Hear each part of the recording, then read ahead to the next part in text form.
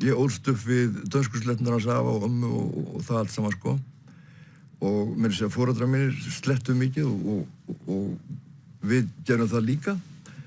Svo náttúrulega lærðum við fullt af amerískum hugtökum og sumir að reyna að búa til einhvern milliveg á milli íslensku og ensku og það urðu til svona orð eins og skvísa. Við náttúrulega þekktum orðið squeeze sem þýðir hérna að kreista og skvísur voru svona stelpur sem voru álitlegar í svoleiðis nokkuð að kreista þær, squeeze them. Þannig að það voru bara kallaðar skvísur og svo voru tvenns konar strákar.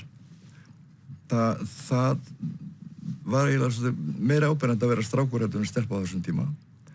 Og það voru tvenns konar strákar, það voru annars vegar stælgæjar sem voru flottir í taugin og svona og hins vegar töffarar.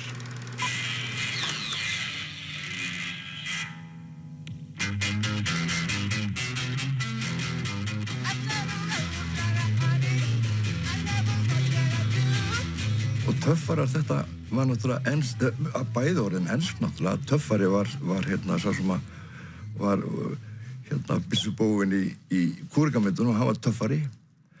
Og töffarar á Íslandi þeir voru yfir svona aðeins grófari heldur en stælgæjarnir vegna þess að stælgæjarnir voru í fínum fötum en gæ var líka ameríska. Stælgæ, töffari, skvísa.